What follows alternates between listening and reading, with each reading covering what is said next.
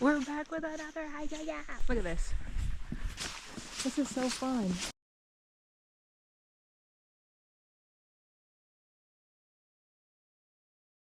We are so back, and who said you can't learn from your mistakes? Because I waited until I was halfway through this hike and hopefully hitting a decline before turning on this camera and talking to y'all. I learned my lesson last time. I'm not trying to breathe every 2 seconds while talking to y'all. We're getting it together. I'm actually kidding. The universe humbled me. This is arguably the most intense elevation gain that I have done all of 2024.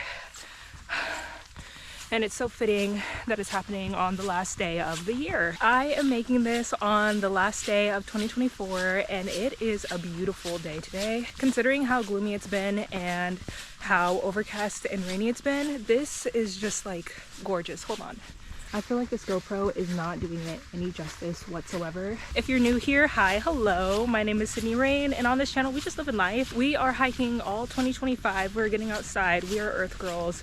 We are crafting. We are growing. We are loving. Live, laugh, love. I don't know. Hold up. We have hit a crossroad, and we're going right. Today, we are in Issaquah, Washington. Honestly, I feel like Issaquah and this general area is where all the best hikes are. If you're a little more based in Seattle, I just checked my phone and it looks like I've only gone 1.6 miles, which is insane because I feel like my elevation gain was probably around like 1,000 feet. It feels like it was like 1,000 feet. Who knows though? Even though I have been out and about the last couple weeks, I feel like I was internally in hermit mode. And I feel like that contradiction from how I felt internally to outwardly what I was doing created the perfect conditions for a crash out. I really feel like so many things came together to make me my most insane. Like, one, it's like the middle of winter, so I am knee deep in seasonal depression. I'm in the middle of my luteal phase, and it's that weird time in between all the holidays and New Year's, which already brings me a lot of energy of like, there's still time to do things, but also at the same time, like I should be taking this time to rest and reset. But instead, I'm just like actually going insane. Cool. I am so excited to start the new year and to start loving myself again. Wait, y'all have to see how absolutely beautiful this is. Herb check.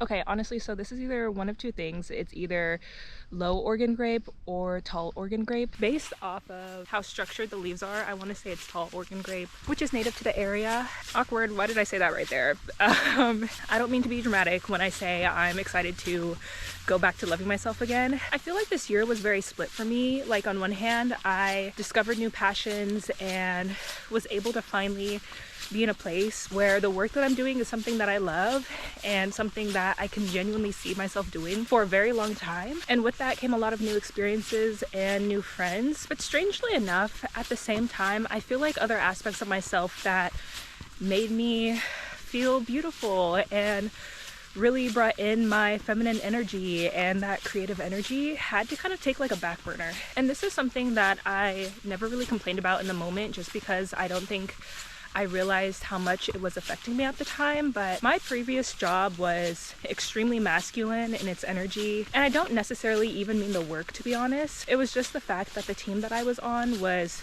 dominantly masculine. Like, I was the only she/her on my crew, and even if I wasn't, the job itself is very much forearms deep in dirt, outside working, which I genuinely love. Like, I love doing work like that, but it didn't really ever give me space to express my femininity. I feel like, especially on my crew, I found myself more often than not matching that masculine energy and really just like pushing down some of the things about myself that I love the most, which is my feminine energy. I find a lot of inspiration and creativity and just general self-love when I'm able to express myself in that way. And this may sound like a non-issue, but I really feel like for me, it really was that serious and is that serious. For 10 hours a day, 4 days a week, I had to dress a very specific way and essentially worked myself to the bone. And then the weekend would roll around. I wouldn't want to dress up. I wouldn't want to do anything.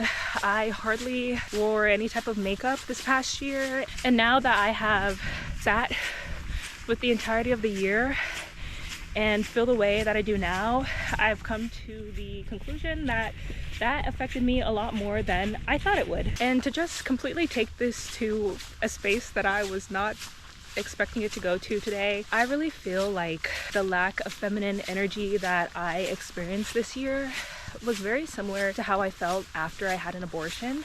That is definitely something I do not talk about a lot, but I quite literally made a video on here about it. So I mean, I got nothing to hide.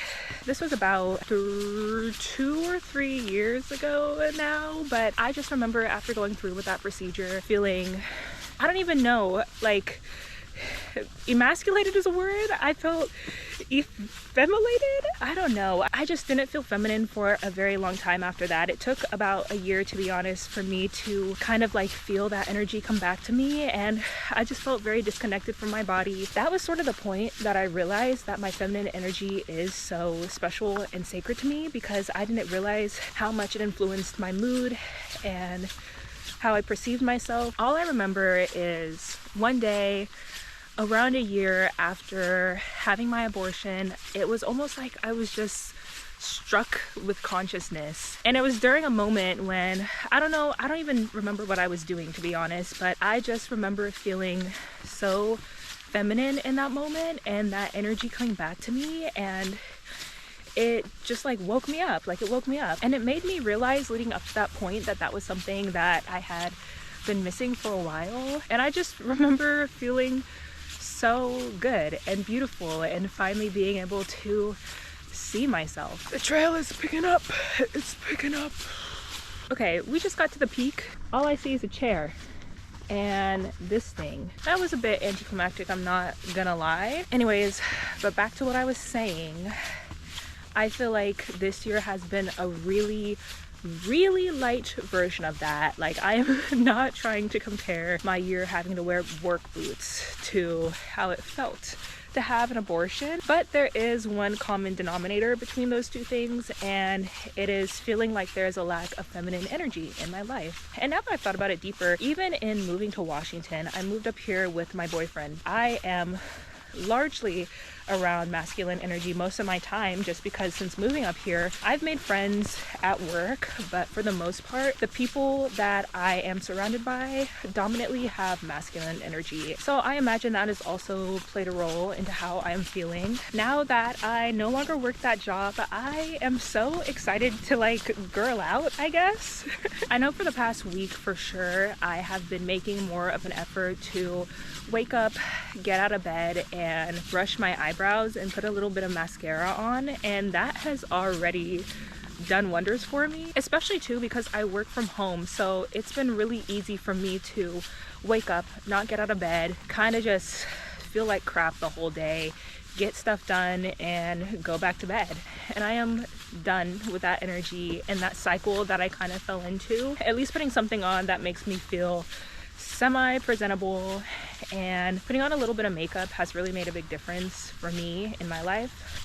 I just realized I had like a line on my mouth. I'm gonna be so sad if I look like that the entire video. I'm really excited in the new year to revisit a couple of things that make me happy. I definitely want to start thrifting again a little more and building outfits, just because that is always a fun way to express my feminine energy. I'm also just excited to reacquaint myself with the person that looks back at me in the mirror. The devil couldn't reach me, so he made me a black girl growing up in the suburbs back when it was not popular to be black, and it forced me to really have to dig deep to find self-love and value and worth. So I have been on a self-love journey for a long time now, and every once in a while I feel like I hit a point where I have to reassess and recommit to loving myself. My body has fluctuated quite a bit this year, and in a lot of ways I feel good about the changes that I've seen in my body, but there were also some things that I found myself hyperfixating on about my body that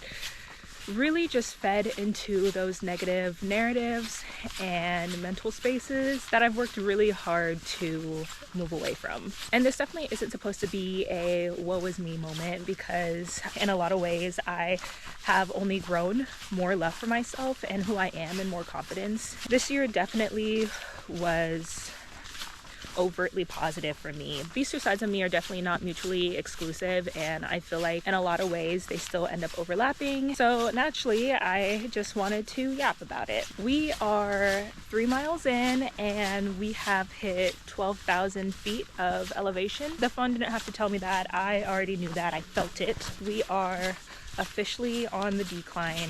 Honestly, I think this was probably my favorite trail that I've hiked in Washington thus far. I was definitely spoiled when I lived in California. The trails up here are absolutely stunning, but they are also very green, and at times it just kind of muddies together for me. I've lived and hiked all over California, and after being away for a full year now, I have definitely realized how spoiled I was to get to experience natural California. Okay, I think the yapping is about to turn into a ramble, so I think I'm going to end this video here. In conclusion, I am just excited to recommit to my self-love journey. Regardless of how good I felt this year, I know that there's more that I can be doing for myself, and I really just want to make that a priority for myself. But enough about me. How are y'all feeling about the new year? Thoughts, feelings, concerns, excitements? As always, thank you so much for watching. Sending you an abundance of love, joy, success, and the best of luck for the new year. All right, bye y'all.